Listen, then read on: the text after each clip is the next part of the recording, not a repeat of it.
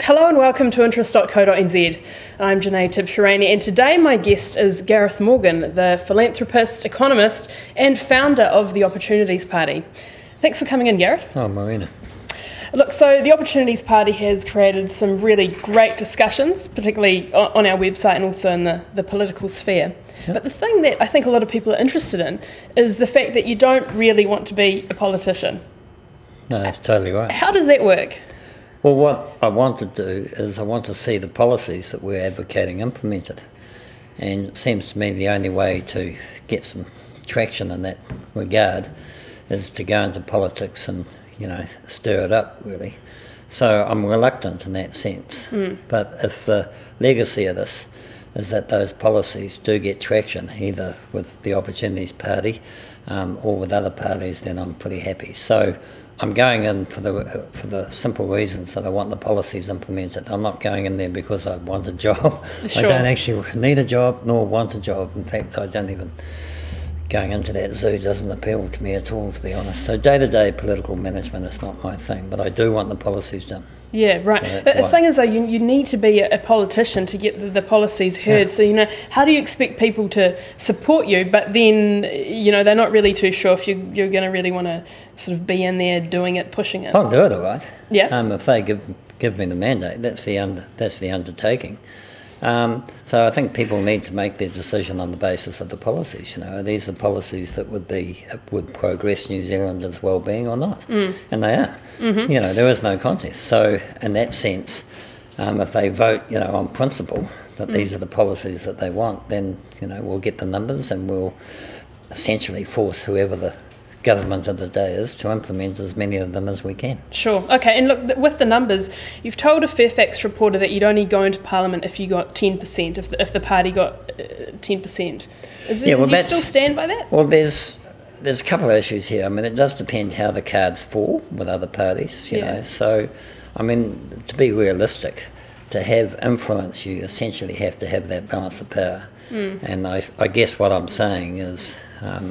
to New Zealanders is, who do you want to have the balance of power? A progressive party like us that's taking New Zealand forward, or a regressive like Winston Peters? Sure, but the thing is, 10%, that's pretty high. Well, it might only be, depending on how the cards fall, of course, it might only be 2%. It depends how close the big guys are. But would it be worth your while jumping in there if you got 2%? Well, I think there's a couple of scenarios. One is that you... through that post-election negotiation, you end up with one of your policies done, let's say, accepted.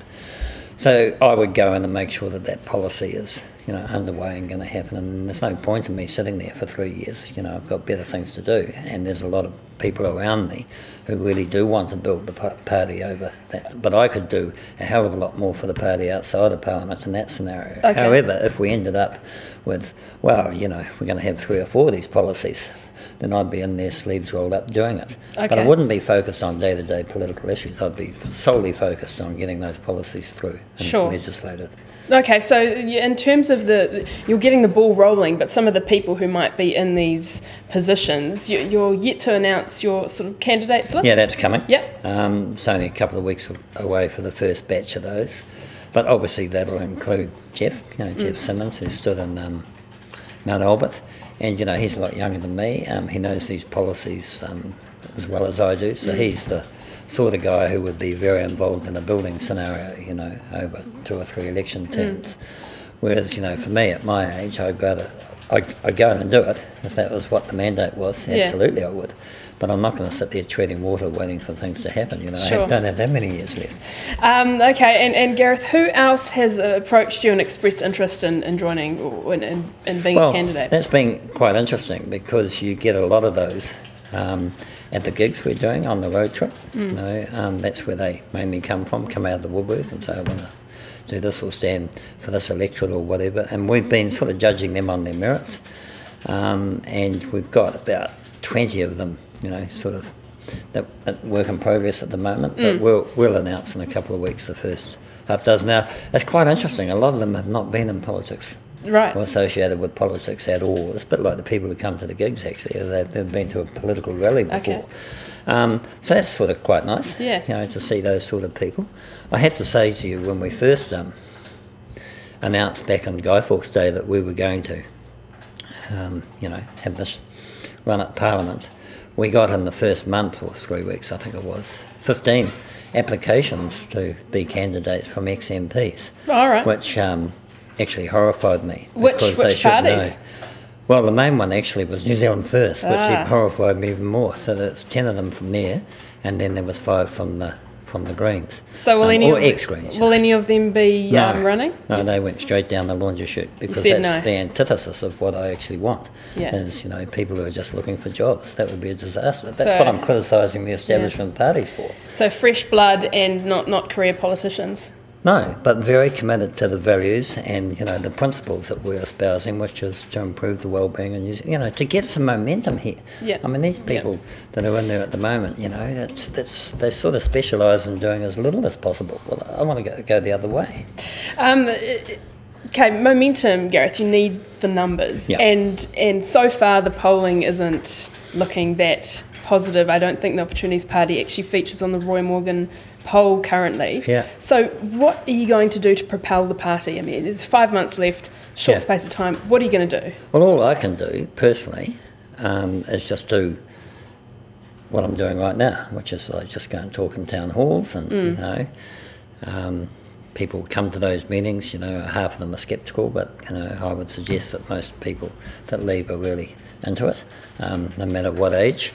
But as I keep saying to people, the problem with those meetings is, they're great, but they're averaging about 250 people a meeting. Okay. There's 2.5 million voters, so that's 10,000 of those speeches I have to do between now and September. That's my only weapon. So clearly that's not adequate for what we need. So I do need amplification, and I do need the people who are backing us to give it a viral kick.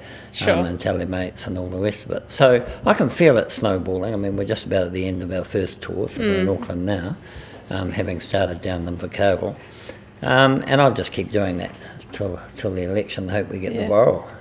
What would happen afterwards? What would happen if you just don't get the support?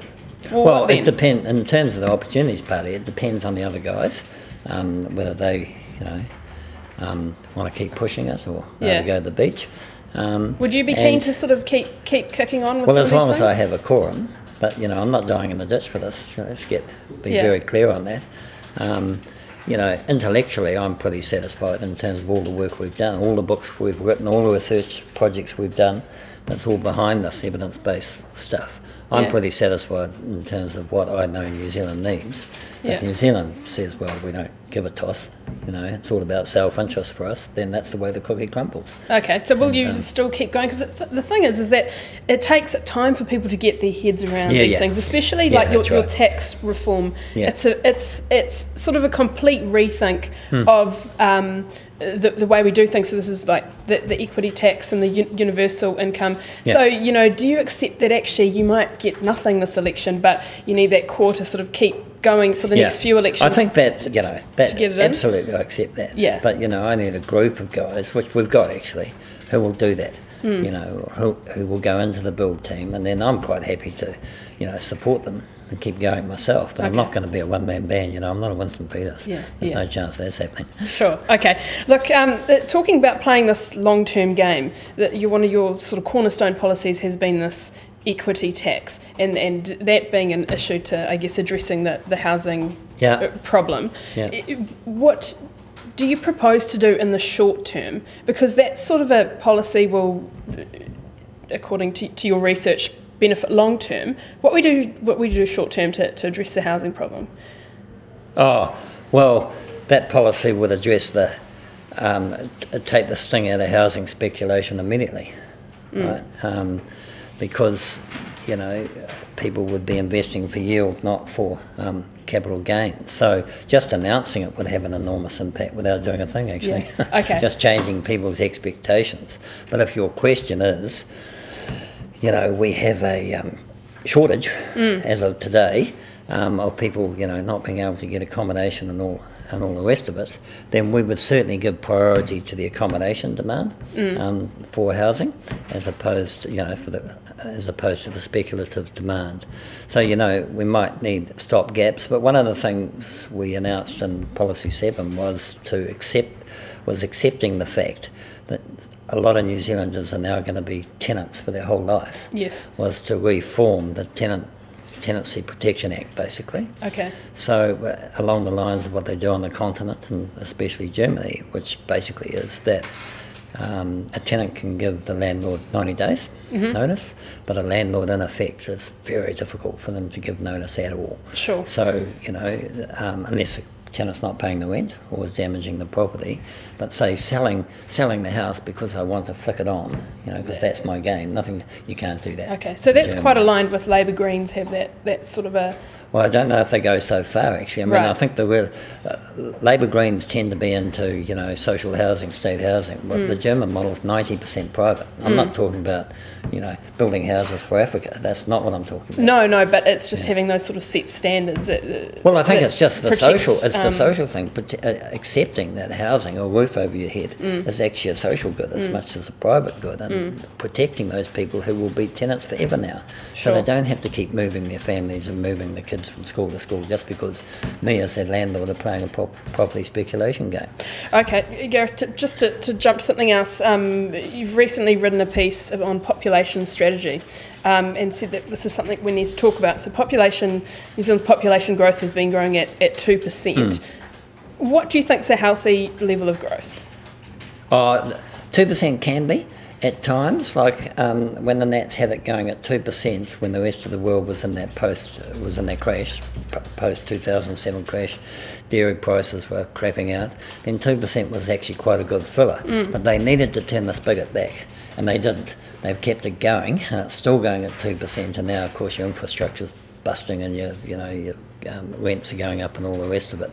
So I think you've got to peel it all back to first principles with immigration. Why are you letting anybody in at all? And the answer, I would have thought, apart from the compassionate refugee thing, should be because by them coming here, they're going to lift the living standard or the well-being of you and I.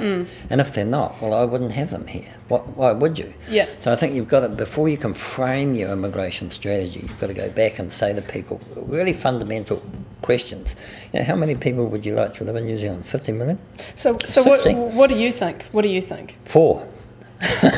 Because I think, I love the wide open spaces of New Zealand. So no more. In fact, less than we have. Okay. So what about composition's important though in terms of workforce and retired ratios and things like that. But I think population growth just because it expands the gross size of the economy is garbage. Okay. So even if those. So that's no more. So that's even skilled people who will add value to New Zealand, or younger people who... That's before, okay. So there's 2 questions here. First, I thought you were asking me personally, what would be my ideal? Yeah, I am. Personally, what would be my ideal as few as possible, because that's what's magic about this place. Sure. That's why the value of coming to New Zealand for overseas people is so high now. New Zealand is unbelievably attractive. Yes. The demand is infinite. Yes. So we should be screwing the highest price out of it that we possibly can. Sure. Out of that demand, which means, that's how you make your money. You don't need more people to do it. Well, that has been kind of work. That has been national strategy, but you take a different approach. The problem with the Nats, like say somebody like Peter Thiel, is he comes here, gets citizenship, but he's not taxable in New Zealand on all his worldwide beneficial income. Well, he should be. Right? There's only one country that does that to their citizens, and that's the US. Yes. Right. So if we had that sort of policy, then I think you would be able to get the best of both worlds. The people who really want to come here, because it is heaven on earth, this place, would also contribute to your tax base. They would be, as so Paul Callaghan, they would come here. They would be the talent. Sure. Would create wealth. Okay, and just another thing, you've got your 7 policies, and you've said they're fiscally neutral. Oh yeah. So does this mean that you're happy with government debt levels at where they are at the moment, which is about 25% of GDP? The big issue with debt in New Zealand is private debt, right? Private foreign debt. Not government debt. Not government so much. In my view, as long as the economy keeps growing, then that government debt ratio. Okay, so... And we're not running massive deficits, that government debt ratio will fall. But it's the private one that, of course, is matched by the value of the housing. It's huge. That really worries me. Okay, right. So the Nats and Labour Greens both want to see that down to 20% in different timeframes. Yeah, but remember, with our policy with respect to New Zealand superannuation, that will come down anyway because we don't have that contingent liability of paying the oldies far too much forever and a day. That goes under our policy. Sure. So Okay. we fix that automatically. Right, that's a really interesting issue, and unfortunately we don't have time to get into that now. Right. One last thing, more policies coming from the we've still got a few Party? to come. We haven't released our health policy yet, our economic policy, and I've got a drug and alcohol reform policy that under pressure from our membership. Okay, can you give us an indication of what the economic one might look like? Well, the economic one really envelops everything we've already announced, but the guts to it really is we have to get New Zealand firms investing more and investing particularly in R&D. And that first policy that we talk about, the tax reform, is the biggest weapon in that regard. We've got to start generating our own growth and not being beholden to foreign capital all the time, whether it's debt or equity. Okay, so that's removing those, so it's kind of removing the tax benefit of being in property and making it more attractive for... That by far is the most potent weapon. Okay. I mean, you talk to any businesses in New Zealand, what's holding them back? It's the lack of access to capital, because you and I are so busy taking what capital we can get our hands on and speculating with it. Okay, so how exactly would that policy be, add or complement what you've already announced? Well, I think we can tilt the field in terms of where the investment's done, particularly with respect to R&D. R&D, New Zealand's very low on R&D, 1.5% of GDP, and 2/3 of that's government. So, basically this whole neoliberal thing has hollowed out New Zealand business. But we're not investing in R&D, and unless you do that, you don't have a competitive edge at the end. You're stuffed. You've just got to sell extractive commodities. So tax breaks then for well, R&D? I think in terms of anything that's not tax neutral, I think has to go back to the people before you implement it. And that's that whole deliberative democracy thing we're talking about, which isn't taking referenda. It's just saying, hey, if we were to tilt the tax field like this in favour of this would be the result and this would be the cost. Are you up for it? And health, just really quickly? Health will be on prevention. That you get 4 times all the work we did, the books we wrote on that showed that you get 4 times the return if you spend the money on prevention as opposed to the ambulance at the bottom of the cliff. Okay. Of course, politicians don't get to cut the ribbon on as many hospitals if you do that, but I think it's value for the taxpayer dollar that really matters. Sure. So with prevention, I'd put the onus on you to look after yourself. Okay. Gareth Morgan, thank you so much for joining us today. This is Gareth Morgan, who is the Opportunities Party's founder, and I'm Janae Tibshirani from interest.co.nz.